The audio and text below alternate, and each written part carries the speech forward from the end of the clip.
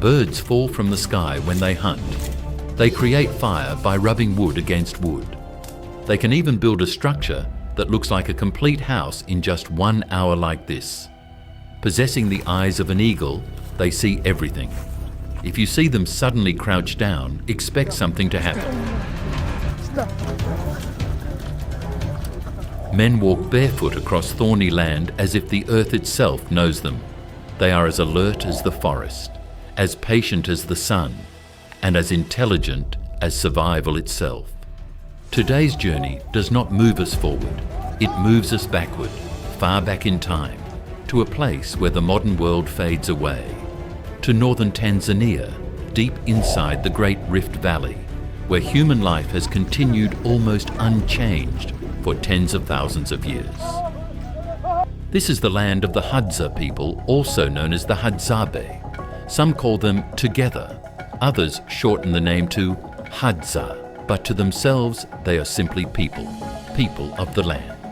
They live around Lake Eyasi and the Yaeda Valley, between the Ngorongoro highlands and the open savanna.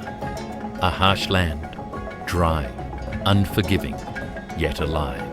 Here, the Hadza do not plough the soil. They do not sow seeds. They do not harvest crops. They wake up each day and take what the land offers, nothing more. And when the land offers less, they move. This way of life is not new. It is ancient.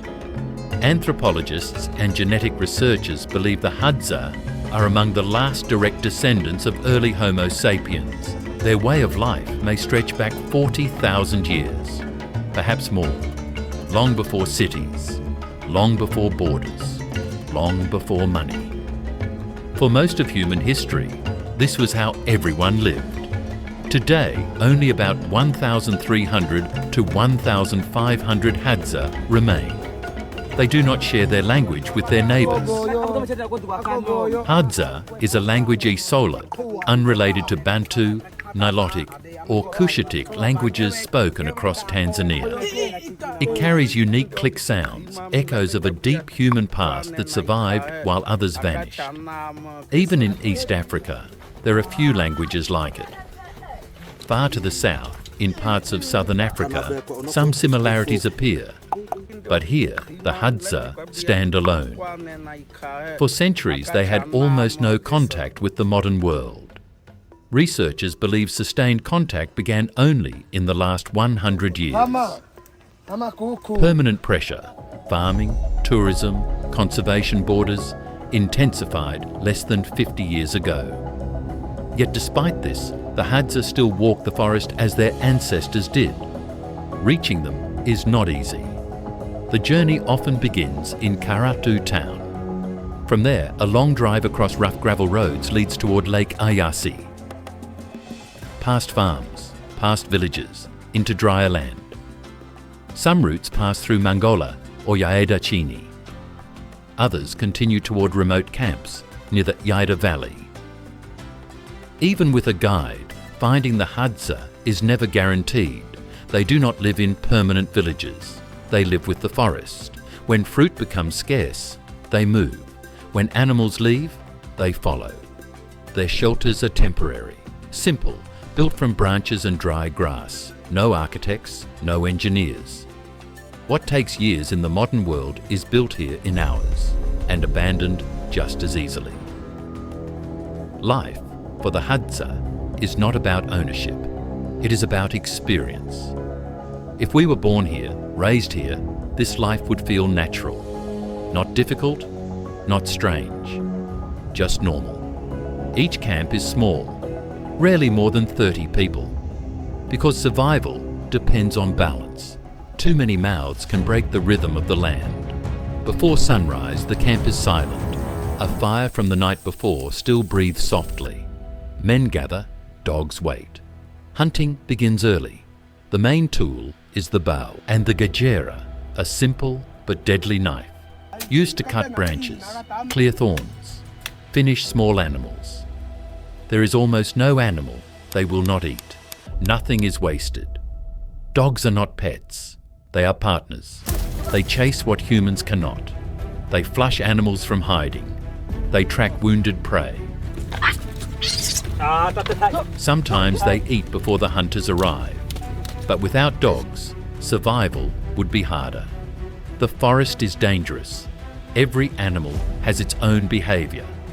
Hunters must understand this. Knowledge is survival. Some animals flee, some attack. A wrong move can mean death. The Hadza know the forest by smell, sound and signs invisible to outsiders. Tracks. They can read the land like a book. Monkeys are among the hardest prey. Smart, alert, always watching. They sense humans long before humans see them. To hunt monkeys, the Hadza wait until night, in silence, watching trees, listening. Food is never guaranteed. Some days hunters return with nothing, and no one complains. They eat what they find. They drink from natural springs, water that looks unsafe to outsiders, but is familiar to them. Fear does not guide their hands. Knowledge does. When the men hunt, women gather. Roots, tubers, fruits, firewood. This division of labour has fed humanity for thousands of years. Food is shared, always. No one eats alone. No one eats more than others. This is one of the Hadza's greatest lessons. Fire is life. With 2 dry sticks, fire is born. One carved with a small hole, the other spun rapidly by hand. In minutes, smoke rises, then flame. Children learn by watching, by doing, by failing. No schools, no books, only life.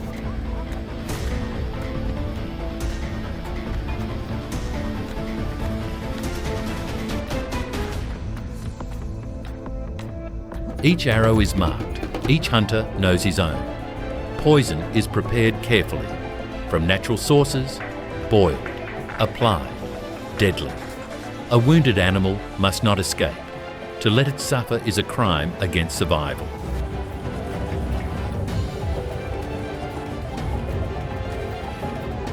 Honey is shared, sometimes traded at nearby markets for flour or tools. Numbers mean little here. Age is often unknown. Time is measured by season. Does he know how old is he? But the land is changing. Wild animals are fewer. Territory is shrinking. Life is becoming harder.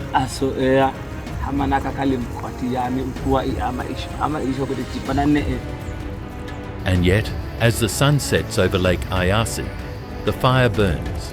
Dogs sleep, and the Hadza wait for another day. This is not a story of the past. It is a story still breathing. When the fire fades and the night grows cold, the forest does not sleep. Predators move. Wind carries scent. Every sound matters. For the Hadza, survival is not strength. It is understanding. Before a hunt begins, there is no discussion. No planning spoken aloud. Each hunter already knows what to do. This knowledge is not taught with words. It is absorbed from childhood, from watching elders, from failure. Dogs spread out. They do not walk behind their masters. They search ahead. When a dog suddenly barks, it means food has been found, and letting food escape is not a mistake. It is a crime against the camp. A wounded animal must not be allowed to disappear into the forest. To do so is to waste life. Sometimes the hunters must wait. If the animal is still alive, it is finished quickly, with a blow to the head, with a knife. Suffering is not respected here. The arrows that bring death are made with care. Wood is selected, straightened over fire, shaped again and again. At the tip, poison is applied. This poison comes from natural sources, roots, bark, plants known only to elders. It is boiled until thick, dark, deadly. A single scratch is enough. Because a wounded animal can kill a hunter, there is no hesitation. Each arrow belongs to one man. Marks are carved into the shaft. Feathers are chosen carefully, often from birds. These feathers keep the arrow flying straight. When an animal is found dead, the arrow tells the story. Who shot it? How many times? What kind of hunter he is? Ownership matters only here. The meat does not belong to the hunter. It belongs to everyone. This rule is older than memory. The Hadza believe hunger breaks harmony. A man who eats alone will not be trusted. While men hunt, women move through the land differently. They know the earth, where tubers grow, which roots hold water, which fruits ripen in which season. They dig with sticks, sometimes with bare hands. They carry children. When hunting fails, women save the camp. This is understood, respected. Women also gather berries and baobab fruit. Baobab is life. Its fruit is rich, its seeds crushed, its fibres used. Nothing is wasted. Some days hunters return empty-handed. They say nothing. They sit. They wait. Because survival is patience. And patience has kept them alive longer than any civilization.